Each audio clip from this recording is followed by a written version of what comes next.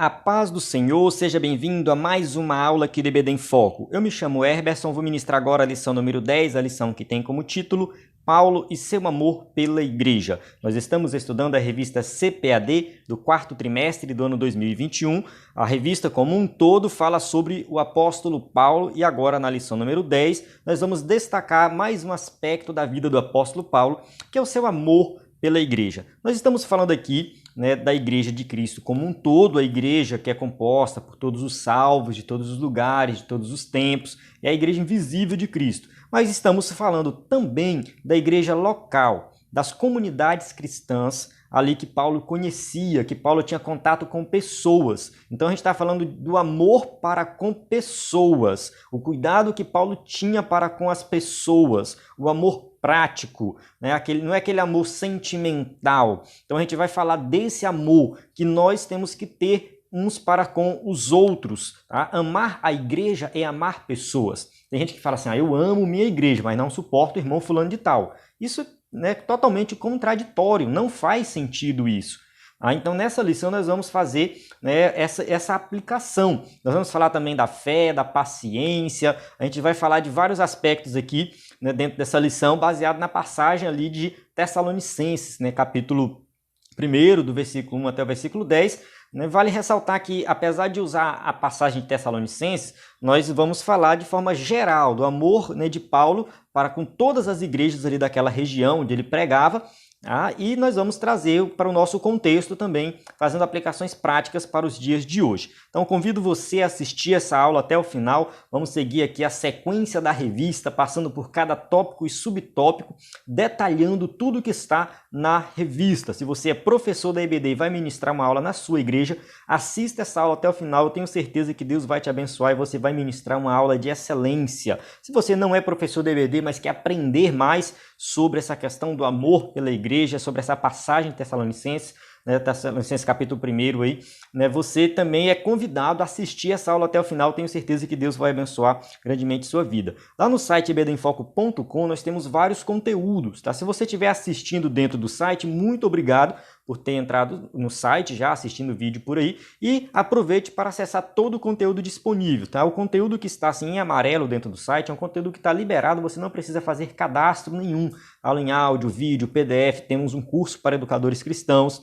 Então está tudo liberado dentro do site ebdemfoco.com. Nós temos um conteúdo fechado para assinantes, que é para ajudar a manter o projeto. Nesse caso, nós temos slides em PowerPoint, que é esse slide que eu vou ministrar aqui na aula, que você pode acessar também mediante assinatura no site ebdemfoco.com, além de cursos diversos, curso básico de teologia, estudos e sermões em PDF. Então, para conhecer, acesse ebdemfoco.com ou envie uma mensagem neste número, 94 98409 2869, tá? Só mandar uma mensagem.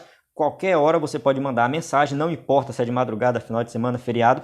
No momento oportuno, nós vamos responder a sua mensagem.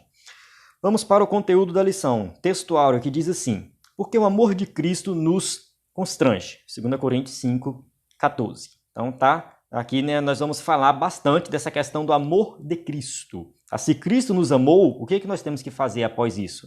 Vamos lá. O amor cristão não é um sentimento egoísta, mas o sacrifício dos próprios desejos para o bem dos outros. Quando a gente fala de amor na sociedade como um todo, as pessoas veem assim mais algo voltado para o eu. Tá? Eu amo pensando em mim. Ou então a pessoa olha o amor como um sentimento abstrato. Tá? Isso tudo é a concepção do mundo, das pessoas, quem sabe até do senso comum, quando se trata de amor na sociedade como um todo. Agora, quando a gente traz para o contexto cristão, o amor ele toma outras dimensões. A gente vai falar na lição mais adiante, e está relacionado ao sacrifício de Cristo. Então, o sacrifício de Cristo foi a maior demonstração de amor de Deus para conosco, que ele morreu por nós, nós sendo ainda pecadores. Tá? E da mesma forma, o nosso amor para com o próximo deve ser não somente um sentimento abstrato e egoísta, mas algo prático, algo que envolve abrir mão de alguma coisa, fazer algum sacrifício para o bem do outro, não para o meu bem. Então o amor cristão ele é diferente do amor do mundo, e a gente vai ver isso nessa lição. Tá?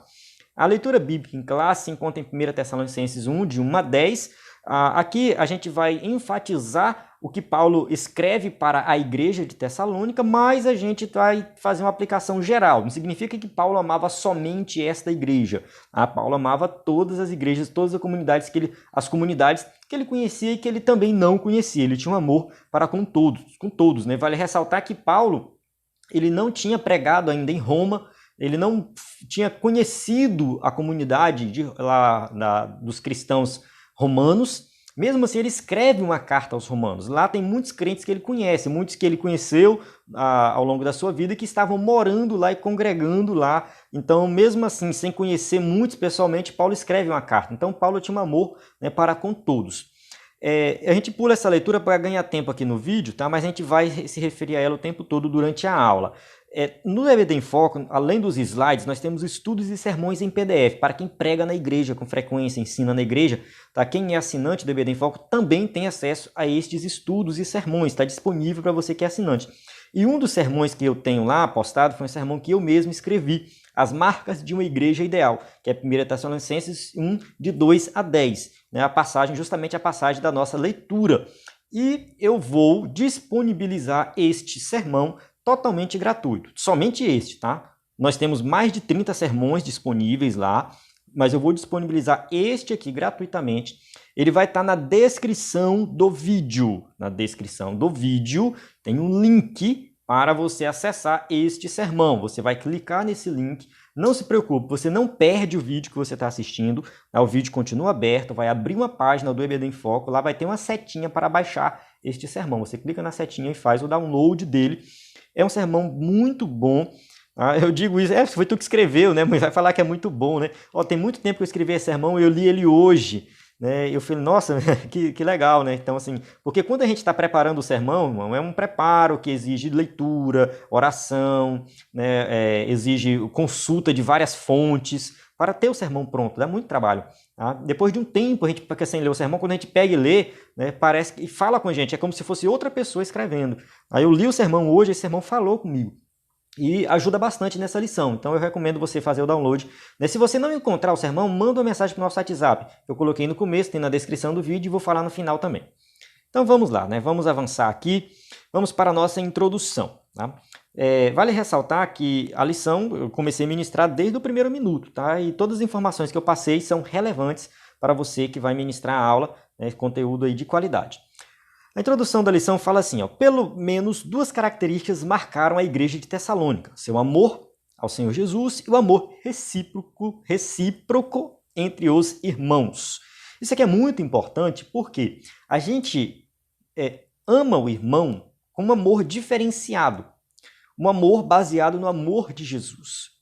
Então Jesus nos amou, mesmo nós sendo pecadores, perdoou toda a nossa dívida de pecado e agora, como forma de gratidão a esse amor, nós amamos a ele de volta, de fato, mas nós amamos também o próximo. Está vinculado ao amor da comunidade como um todo, amar a todos os cristãos. Então, é assim que nós refletimos o amor de Cristo, amando o próximo. À luz do exemplo dessa igreja e do sentimento do apóstolo Paulo por ela, o nosso propósito aqui nessa lição é mostrar que, como seguidores de Jesus e membros de uma igreja local, devemos amá-la e expressar esse amor na comunhão dos santos. Então, aqui você já vai entender aí a ideia da aula, tá? A ideia aqui geral dessa aula, né, é para que nós possamos entender que, como seguidores e membros de uma comunidade. Tem muita gente por aí, nos dias de hoje, falando da questão de ser cristão sem precisar ir à igreja, né? Ser cristão sem precisar congregar. Isso não faz muito sentido, porque como que a gente vai expressar o amor comunitário? Como que a gente vai conviver com pessoas se eu congrego na minha casa sozinho?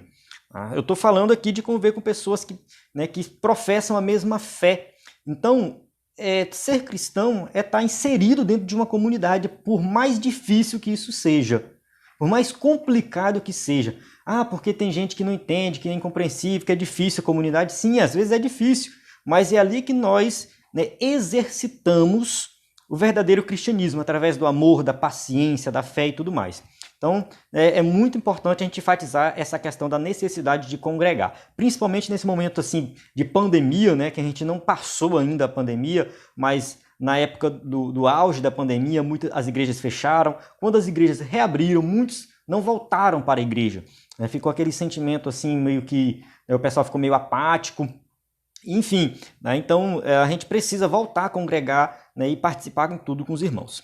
Tópico 1, fala assim: o amor de Paulo pela igreja. O amor como de um pai para um filho.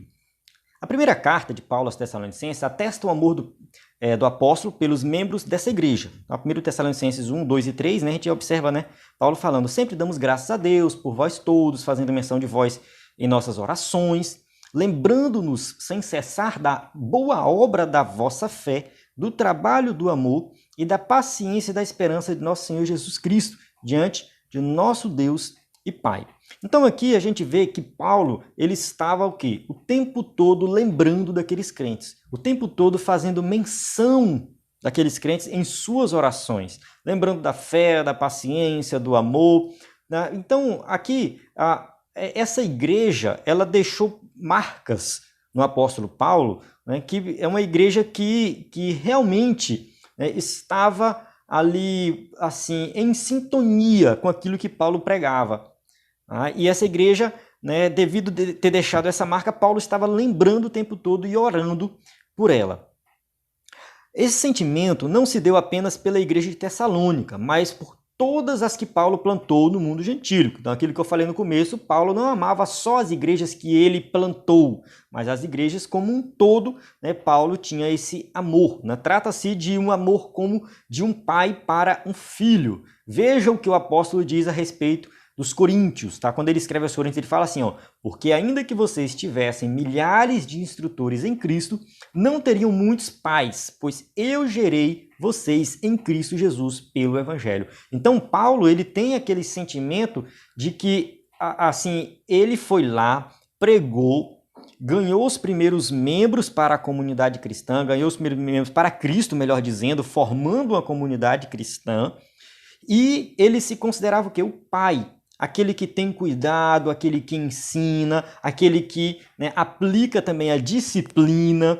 A gente vê que Paulo faz isso na igreja de Corinto, através das cartas, né? A gente vê ali Paulo disciplinando, aplicando a disciplina. Então a gente observa que o cuidado de Paulo para com, né, todos era um cuidado muito parecido de um pai para com um filho, tá? Uma declaração que revela o amor de um pai espiritual pelos seus filhos espirituais. Então Paulo, ele tinha esse amor extraordinário pelas pessoas, que ele tinha ali uma certa responsabilidade e cuidava daquelas pessoas, trazendo para nós, né, nós como crentes, que nós temos a responsabilidade de pregar o evangelho, e muitas vezes aquela pessoa que a gente pregou um dia se converte, um dia ela se converteu. Nós temos que continuar com essa responsabilidade de cuidar dessa pessoa. Talvez a pessoa não se converteu quando você pregou, né? Converteu depois, uma outra pregação, mas talvez ela se converteu por causa da tua pregação. Não foi no momento que você pregou, mas aquela tua palavra ficou no coração dessa pessoa. Então você é o pai espiritual, a mãe espiritual dessa pessoa. Você tem a responsabilidade, né, de orar, de ensinar, de caminhar com essa pessoa. Tem uma lição anterior aí que a gente falou da questão do discipulador, né? A igreja que trabalha com discipulado e tal, algumas igrejas têm o discipulador também funciona dessa forma, ele é como se fosse um pai espiritual, aí ele vai seguir, acompanhar essa pessoa na caminhada cristã por um tempo até essa pessoa atingir a maturidade espiritual. Tópico 1.2, o amor motivado pelo modo de viver o evangelho. Um dos elogios de Paulo aos Tessalonicenses foi a respeito do modo como eles receberam a palavra e sua prática em coerência com o ensino recebido. Então Paulo vai elogiar aqui, falar, né, da maneira que eles receberam, tá? Eles não receberam a palavra de qualquer maneira. Os cristãos de Tessalônica eram o objeto de amor do apóstolo, pois neles ele viu o fruto do seu ministério. Porque, assim, Paulo, né, pregava, sofria perseguição e tudo mais, aquela confusão toda, mas ele via o fruto, ele via o resultado. Então, quando ele olhava para aqueles crentes, ele falava, opa, aqui está o resultado. Os versículos 5 a 10 da nossa leitura bíblica né, mostram a indizível alegria de Paulo ao constatar a expressão do amor de Deus na vida da igreja. Eu coloquei aqui do 5 ao 7 por questão de espaço, mas fala assim, ó, porque o nosso evangelho não foi a vós somente em palavras, mas também em poder, e no Espírito Santo, e em muita certeza, como bem sabeis, quais fomos entre vós por amor de vós. Né? Ou seja, está falando aqui, ó, em muita certeza, como bem sabeis, quais fomos entre vós, ou seja, da época que eu estava lá entre vocês, por amor de vocês. E vós foste feitos nossos imitadores e do Senhor, recebendo a palavra em muita tribulação, com gozo do Espírito Santo, de maneira que fostes exemplo para todos os fiéis da Macedônia e Acaia. Quando a gente lê em Atos dos Apóstolos, a maneira que essa igreja surgiu foi uma confusão. Paulo começou a pregar nas sinagogas e os judeus não aceitaram a mensagem de Paulo. Né? Paulo foi expulso da cidade. Dali ele foi para Bereia. Lá em Bereia, os judeus de Bereia, que ainda não eram convertidos, já acataram a mensagem de Paulo e, né, ali eles, não somente acataram a mensagem, mas eles observaram nas Escrituras, compararam o que Paulo falou com o que estava escrito, né? Por isso que fala que os bereanos foram mais prudentes. Só que aqui a gente tem que ver que é o contexto inicial da igreja, onde os judeus de Tessalônica não aceitaram a mensagem e os judeus de Bereia aceitaram a mensagem. Eu estou resumindo a história, depois você lê lá por completo. No vídeo de destaque a gente pode falar um pouco mais sobre isso, que a lição aqui ficou bem extensa. Mas o que eu estou querendo dizer é que mesmo diante de tanta dificuldade de pregar o evangelho em Tessalônica, as pessoas se converteram. Muitos se converteram. Provavelmente quem se converteu, os primeiros crentes não foram judeus, foram gentios de Tessalônica. Então por quê? Porque foi diante de muita tribulação. Foi a palavra, recebendo a palavra em muita tribulação. Então os crentes lá de Tessalônica, né, mesmo diante de tanta dificuldade, tanta oposição que Paulo sofreu, que foi expulso da cidade, eles permaneceram fiéis à palavra. Então essa igreja era formada por pessoas que abandonaram a crença em ídolos e pela fé abraçaram o evangelho. Tem essa questão que Paulo vai falar mais na frente na passagem bíblica, que eles abandonaram os ídolos, né, e foram crer de fato, né, em Jesus como Salvador. Tá? Logo, o evangelho não é só discurso, mas implica práticas convictas. Tá? No caso, viver o evangelho é viver uma vida de convicção, mas não na teoria, na prática. Tá? Essa disposição dos tessalonicenses tocava o coração do apóstolo. Então Paulo ele ficava o quê? Feliz, alegre, contente em ver uma igreja vivendo dessa maneira. O amor deve nortear a nossa vida na igreja local. Tá? Vamos lá. No tempo em que muitos vivem de criticar a igreja local, né, acontece muito, né? A pessoa só sabe falar mal do pastor, falar mal do círculo de oração, falar mal das irmãs, falar mal dos jovens, tem muita crítica à igreja local. É hora de demonstrar amor pela igreja em que congregamos. Então nós não vamos melhorar a situação da nossa igreja apenas criticando, mas a gente tem que demonstrar amor. Demonstrar amor não significa aceitar tudo de errado que é apresentado na igreja. Porque às vezes a gente critica porque a gente vê algo errado, mas ao ver algo errado, por meio do amor, você vai conversar com alguém, conversar com um pastor e tratar a situação da forma correta, em vez de ficar falando mal da igreja, principalmente para os ímpios. Tá? Então você vai tratar a situação dentro da igreja e tentar melhorar sua igreja dessa forma, através do amor. Esse é o lugar que Deus nos plantou, o lugar onde servimos a Ele, compartilhamos a comunhão com outros irmãos e realizamos a sua obra. Então é nesse local, tá? Nós servimos a Deus, é lá naquela igrejinha que você vai, que você tem a oportunidade de orar, de conversar com os irmãos, de realizar a obra de Deus. Então valorize a igreja que você vai. O amor de Paulo pela igreja deve tocar o nosso coração e assim sermos encorajados a manifestá-lo na igreja local em que congregamos. A gente olha o exemplo de Paulo e segue esse exemplo de Paulo. A Paulo ele amava todas as igrejas, mesmo com os defeitos dos crentes. A igreja de Tessalônica era uma igreja que aparentemente não tinha tantos problemas assim, A igreja de Corinto parece que já era uma igreja mais problemática. No entanto, Paulo amava a todos. Paulo não ficava criticando, fazendo distinção. Tá? No caso da igreja de Corinto, ele aplicou disciplinas, ele orientou, ele chamou a atenção, chegou a chamar os crentes de carnais. Mas ele não fez isso criticando os crentes. Ele fez isso para que eles pudessem se arrepender e se firmarem mais e mais na palavra do Senhor Jesus. Então Paulo queria que os crentes vivessem uma vida diferenciada, melhores, no caso, melhorassem, melhor dizendo, eles melhorassem como cristãos. E isso ele fazia através do amor. Vamos para o tópico 2. O tópico 2 diz assim: amor e fé na igreja. Amor, uma palavra proeminente nas cartas de Paulo. A gente sabe que Paulo, ele falava muito do amor. Muitos chamam até Paulo apóstolo do amor, fala do capítulo do amor ali em Coríntios, mas vamos lá.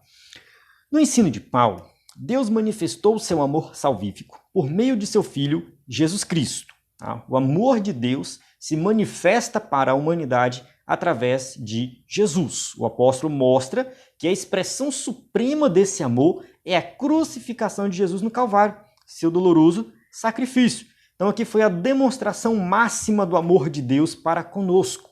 Ele confirma isso ao escrever aos Romanos: mas Deus prova o seu amor para conosco em que Cristo morreu por nós, sendo nós ainda pecadores. Então Deus, ele prova o seu amor não é porque nós éramos bonzinhos, nós merecíamos alguma coisa. Não, ele nos ama, ele nos amou e continua nos amando e vai nos amar para sempre.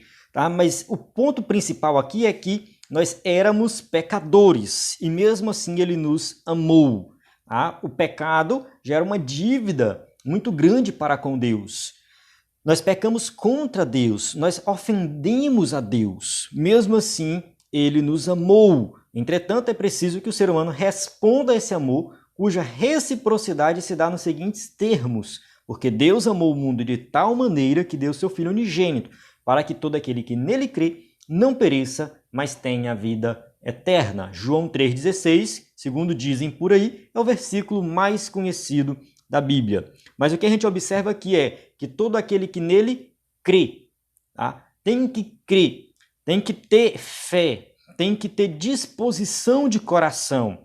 Então, Deus amou a todos, mas nós precisamos responder de forma positiva a esse amor, que é por meio da fé. É preciso crer para responder a esse amor. Tá bem claro isso aí. Então, esse amor de Deus, ele vai atingir a humanidade, mas muitos vão recusar, muitos vão rejeitar. Mas aquele que crê, segundo o próprio escritor João, que ele escreve logo no capítulo 1, aquele que crê foi dado o direito de ser feito o quê? Filho de Deus. Então vamos lá, tópico 2.2, a fé e o amor no ensino de Paulo. O apóstolo nos diz que o amor é a fonte da justiça de Deus imputada ao pecador, concedida pela graça por meio da fé. Então vamos lá, o amor de Deus é a fonte da justiça, onde ele executa a sua justiça por meio de Cristo. Isso vem pela graça de Deus, ou seja, um favor não merecido, que é alcançado por meio da fé, quando a gente crê de coração. Assim, fé e amor têm uma correlação inigualável. O que é correlação? Na matemática, a gente chama, fala que duas variáveis têm uma correlação quando uma aumenta, a outra aumenta. Quando diminui, outra diminui. Eu consigo uma equação onde eu faço uma correlação entre essas duas variáveis. Tá? Então, é algo que está interligado. Tá? Então, quando acontece uma, acontece a outra.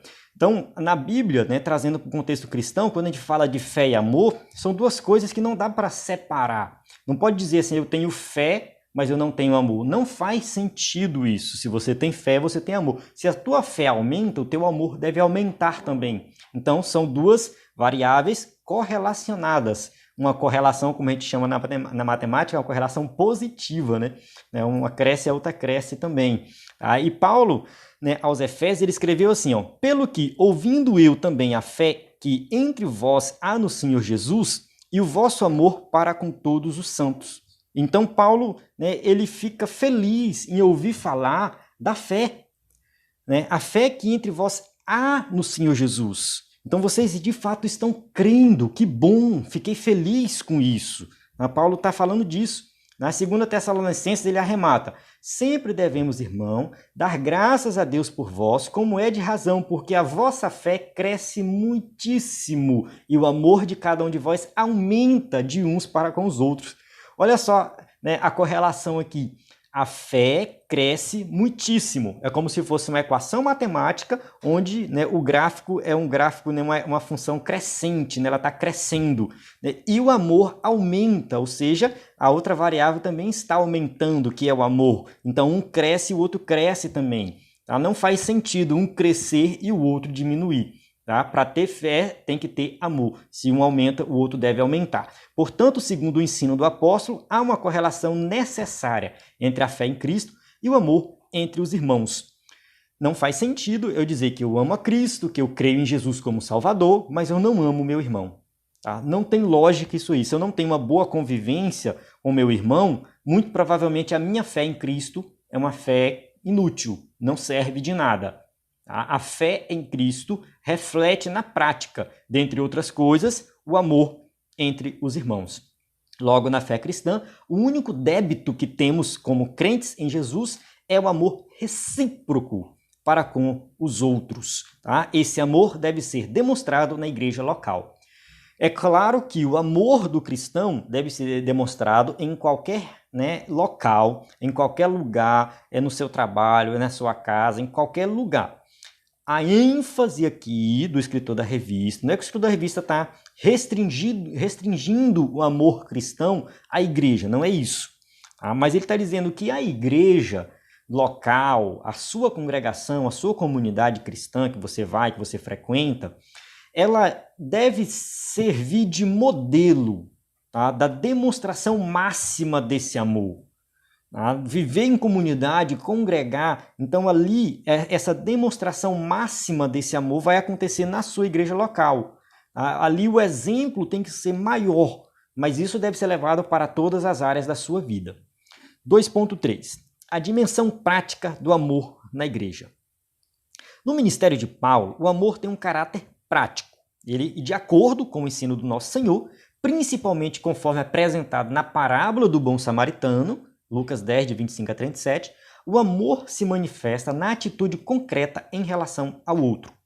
Essa parábola é uma parábola muito bonita, muito boa para falar de amor. Inclusive tem um sermão pronto dela também, lá na parte de sermões do EBD em Foco. Eu escrevi juntamente com o Antônio Vitor. E, assim, Jesus mostra nessa parábola que o amor não é simplesmente um sentimento, mas é uma ação prática. O amor, ele exige você fazer sacrifícios. Aquele homem estava viajando, quem sabe ele estava com pressa, indo resolver algum problema muito sério, mas ele parou para atender aquele que estava caído, doente e abatido. Ali, no caso, né, claro, esse homem sofreu espancamentos, né, ele foi roubado, foi espancado, e aquele homem para ajudar.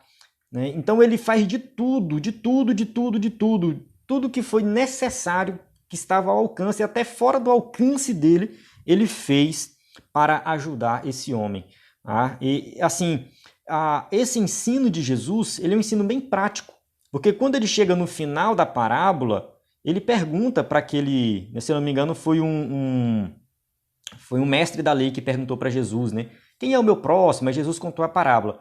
Aí Jesus pergunta no final, né? Quem foi o próximo ali? Aí ele vai falar assim, o homem, né, que ajudou. Ele falou, pois é, vai lá e faz o mesmo. No caso, o samaritano, né? O samaritano que ajudou. Enfim, é porque para a gente explicar a parábola como um todo aqui, vai tomar muito tempo. Mas aquele mestre da lei, ao ouvir essa parábola, onde o sacerdote não ajudou, o levita não ajudou, mas o samaritano ajudou, aquilo ele impactou a vida dele. Impactou, tocou nele, porque ele não esperava que o samaritano ajudasse. E no final Jesus falou assim, vai lá e faça o mesmo. Haja da mesma forma que aquele samaritano agiu. Aquele samaritano não olhou para aquele homem com algum preconceito, se ele era da mesma linhagem dele, se ele era da mesma religião, se ele era da mesma terra. Não olhou nada disso, ele simplesmente ajudou. Você vai lá e faz isso. Seja o próximo de alguém, independente de quem seja esse alguém. De forma bem resumida, Essa é a mensagem dessa parábola. Num contexto em que nos acostumamos a denominar o amor como algo abstrato, né? Até tentei, assim, quem está assistindo aí o vídeo, né, tá vendo o slide aqui, tentei colocar uma imagem meio abstrata, né, uma arte meio abstrata, mas que demonstra alguma coisa relacionada ao amor. Então muitas pessoas, né, querem falar do amor como algo abstrato, teórico, tá? Mas é preciso mostrá-lo de maneira concreta no ambiente da igreja local. Ou seja, pastorear com fidelidade os crentes, suprir a necessidade de quem precisa, ou seja, a igreja tem a responsabilidade, nós como crentes que fazemos parte da igreja, temos a responsabilidade de ajudar os necessitados, a gente tem que fazer isso, visitar os irmãos em suas enfermidades, alguém que está doente, tem pessoas que têm um chamado para isso, até para visitar hospitais, orar por pessoas doentes nos hospitais. Então nós temos que, né, colocar em prática isso, orar uns pelos outros, isso também é uma demonstração prática de amor, e tudo quanto se apresentar como oportunidade de amar, não importa o que seja. Romanos 13:10, o amor não faz mal ao próximo, de sorte que o cumprimento da lei é o amor. Quer cumprir a lei? Ame. Vai lá e faça, coloque em prática o amor. Eu vou até contar uma historinha aqui bem rápida, tá? Não é querendo criticar os adventistas, que a gente sabe que tem pessoas e pessoas, né? Mas eu vi uma vez acontecer, de fato, isso na minha cidade, uma pessoa que estava doente, estava precisando tomar um remédio, e a única farmácia, né, na cidade era de uma pessoa, uma cidade bem pequena do interior. A única farmácia da cidade era de um adventista. E aí eles foram lá comprar o remédio no sábado. E a pessoa da farmácia não vendeu o remédio. Não posso vender porque hoje é sábado. Eu não posso trabalhar no sábado. Segundo essa pessoa, ela estava guardando a lei. Porque, né, a Bíblia fala para guardar o sábado. Então estamos guardando a lei. De acordo com a lei, eu não posso trabalhar no sábado. Mas ela não atendeu a necessidade de alguém. Falta de amor. Então, né, o mesmo erro que os fariseus cometiam naquela época, muitos têm cometido nos dias de hoje. Então, em prol da lei, eu vou, né, agir até com falta de amor. Não faz sentido. Paulo está falando assim, ame. Quando você ama, quando você faz por amor, você já está guardando a lei. Então, guardar a lei, né, é amar. É isso que Paulo está ensinando aqui. Jesus ensinou assim. Então é preciso mostrá-lo, né, de maneira concreta, mais uma vez reforçando isso aí, no ambiente da igreja local. Tem que ser algo prático. Vamos para o tópico 3 agora. Né? Acredito que ficou bem claro isso aí no tópico 2. O amor não é um sentimento, mas é algo prático. E a gente vai falar um pouco mais de amor nesse tópico 3 também, tá? As 3 virtudes na igreja de Tessalônica: fé, amor e esperança. 3.1. As 3 virtudes teologais. Na verdade, essas virtudes não são somente daquela igreja, tá? Aquela igreja serve de exemplo para a igreja de hoje. Veja o que o apóstolo diz em sua oração. Lembrando-nos sem cessar da obra da vossa fé, do trabalho do amor e da paciência da esperança em nosso Senhor Jesus Cristo, diante de nosso Deus e Pai. Então eu enfatizei aqui, ó, obra da vossa fé, trabalho do amor e paciência da esperança. Aos Coríntios, Paulo escreveu, agora, pois, permanecem a fé, a esperança e o amor. Estes 3, mas o maior destes é o amor. 1 Coríntios 13:13. Então a gente observa que Paulo fala a mesma coisa, né? Amor, né? Esperança e fé. Ou a ordem não importa, tá? Fé, esperança, amor, amor, esperança e fé. A ordem não importa muito aqui. Então, essas 3 virtudes, né, formam uma tríade especial nos ensinos de Paulo. Né? No caso, a fé, o amor e a esperança. Tá? Tais virtudes devem participar da vida da igreja local. Vamos ver detalhadamente cada uma aqui. A virtude da fé. A primeira virtude é a fé. Tá? Na carta aos Tessalonicenses, a fé se refere ao efeito prático que o apóstolo denomina de obra da fé. Então, quando Paulo usa essa palavra obra da fé, ele está falando que a fé tem que ter, né, como resultado obras. Essa obra estava presente na igreja dos Tessalonicenses e Paulo sentia-se grato a Deus por isso. Aqui a gente não está falando de salvação por obras, não é porque eles foram salvos porque eles fizeram boas obras, mas Paulo está falando assim, olha, vocês como têm fé, essa fé produziu em vocês uma obra. A gente não sabe que obras são essas, Porém, a gente tem pistas dentro da carta, né, de uma igreja que, né, ajudava as pessoas, uma igreja que tinha amor, uma igreja que tinha, né, pregava o evangelho, que dava testemunho. Então são várias obras, tá? Assim como somos encorajados a produzir frutos na igreja local como reflexo da nossa fé. Tiago 2,18 diz assim: mas dirá alguém, tu tens a fé e eu tenho as obras. Mostra-me a tua fé sem as tuas obras e eu te mostrarei a minha fé pelas minhas obras. Então, Tiago, né, juntamente com Paulo, eles tinham o mesmo pensamento. Tá? O mesmo pensamento. Não tem divergência nenhuma entre a carta de Tiago e as cartas de Paulo. Tá? Não existe nenhum tipo de divergência. Tá? Simplesmente, os dois estão dizendo assim, a fé verdadeira, ela traz como resultado boas obras. Quem não produz boas obras, quem não pratica boas obras, não tem uma fé verdadeira. Então, né, Tiago coloca assim, mostra a tua fé sem as obras, que é morta, inútil, e eu te mostrarei a minha fé através das minhas atitudes, ou seja, das minhas obras. Então, que a igreja, né, de hoje, que nós, como igreja, como crentes, né, possamos colocar em prática a nossa fé, né, mostrar a nossa fé através de obras, de boas obras, tá? Não somente ajudando os necessitados, mas em todas as áreas da nossa vida que nós possamos fazer coisas boas. 3.3. A virtude do amor. Em 1 Tessalonicenses 1,3, né, o apóstolo fala do trabalho do amor, né? Tem ênfase aqui do trabalho do amor. Tá? Ora, o que podemos entender por isso? Né? O que é esse trabalho do amor? Tá? Havia um senso coletivo nos Tessalonicenses de que os seguidores de Jesus deveriam trabalhar motivados pelo amor ao nosso Senhor. Então eu tenho que trabalhar porque Jesus morreu por mim, me salvou, me deu uma nova vida, fez de mim uma nova criatura. Eu não posso ficar de braços cruzados.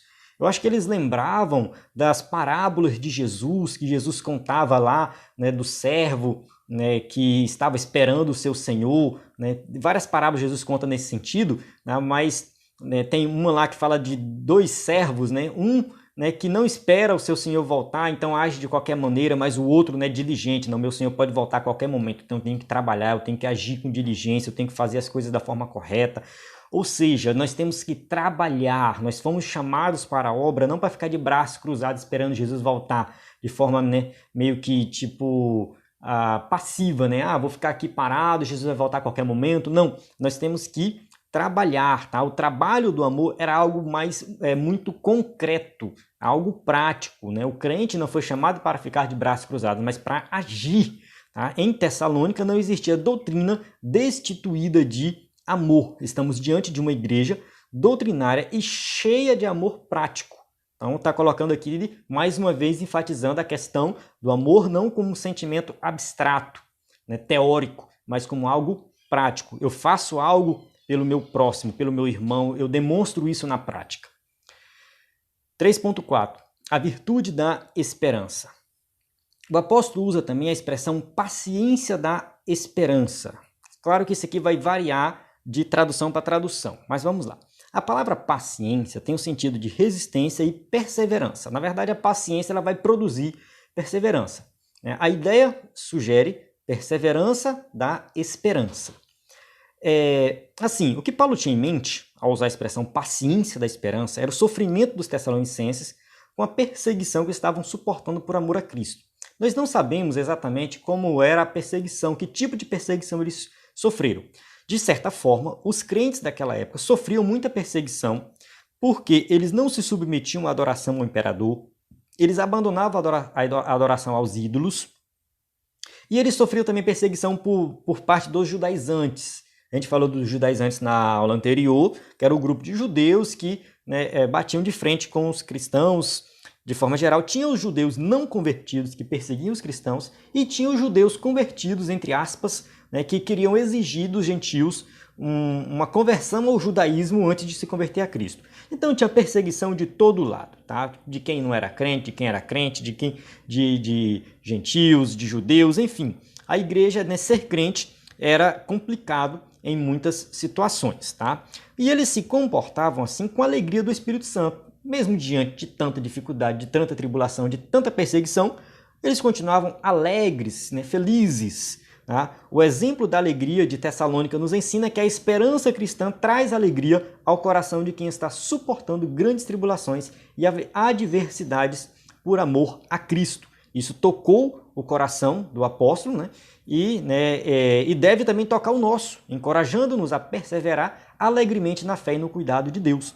Mas alegrai-vos no fato de serdes participantes das aflições de Cristo, para que também na revelação da sua glória vos regozijeis e alegreis. Então nós participamos das mesmas aflições de Cristo, sofremos o que Cristo sofreu. Se ele foi perseguido, imagine nós, o próprio Jesus falou isso. Então nós também vamos sofrer perseguição, mas nós temos que, isso tem que gerar em nós o quê? Coragem, paciência, esperar. Até mesmo porque se a gente lê a passagem por completo, a gente vai ver que no final Paulo faz uma referência à volta de Jesus. Na verdade, toda a carta de Paulo, essa primeira carta de Paulo aos Tessalonicenses, em cada capítulo Paulo faz uma referência à volta de Jesus. O tempo todo Paulo está fazendo essa referência. Então nós temos que também ter paciência e perseverança até a vinda de Jesus. Viver na esperança de que Jesus vai voltar. Essa questão da esperança, paciência da esperança. A esperança cristã não é uma esperança de algo que provavelmente vai acontecer. Não, não. É uma esperança de algo que com certeza absoluta vai acontecer. Então, o cristão verdadeiro, ele tem a esperança de que um dia Jesus vai voltar. E essa esperança é uma certeza, é algo que de fato vai acontecer. Paulo enfatiza isso na carta aos Tessalonicenses e nós hoje temos que viver nessa expectativa de que Jesus vai voltar a qualquer momento. Amém? Nós chegamos na nossa conclusão que diz assim: esta lição nos ensina que devemos amar a igreja em que congregamos. Esse era o sentimento do apóstolo pela igreja de Tessalônica. Seu coração se alegrava pela fidelidade e lealdade dos tessalonicenses aos ensinos de Jesus. A igreja local é a forma visível da igreja de Cristo. Por isso devemos amá-la. Seguir o exemplo de Paulo. Amar a igreja é amar pessoas. É conviver com pessoas. É se sacrificar por pessoas. Jesus morreu por pessoas. E nós devemos viver uma vida conectada com pessoas, amando pessoas, sacrificando com pessoas, seguindo por pessoas e seguindo o exemplo de Cristo. É isso que nós temos que fazer. Amar a igreja local é colocar em prática o amor cristão. Tá? Esse amor cristão que vai ser um amor diferenciado, um amor que vem de Deus, que é o Espírito Santo que coloca no nosso coração. A gente tem que orar e pedir a Deus para que esse amor seja um amor verdadeiro. Através de uma fé prática também, vivendo na fé, colocando em prática as boas obras e também na esperança de que um dia Jesus vai voltar e vai, no caso, restaurar todas as coisas e todo o sofrimento vai acabar. Amém? Então aqui nós encerramos a nossa aula. Eu tenho aqui as perguntas para quem vai usar o slide aí na sua igreja. Temos aqui tudo com animações. Mais uma vez reforçando o conteúdo aí do EBD em Foco. O nosso WhatsApp aqui, 94 98409 2869, aí deixando claro que se ficou alguma dúvida, se você quer perguntar alguma coisa, deixe nos comentários ou mande no nosso WhatsApp. Às vezes a gente não responde todos os comentários, mas todos são lidos. Devido à correria, às vezes fica difícil responder todos. Mas fica à vontade para perguntar, interagir, se inscreva no canal, participe conosco. Que Deus possa abençoar grandemente a sua vida e até a próxima aula.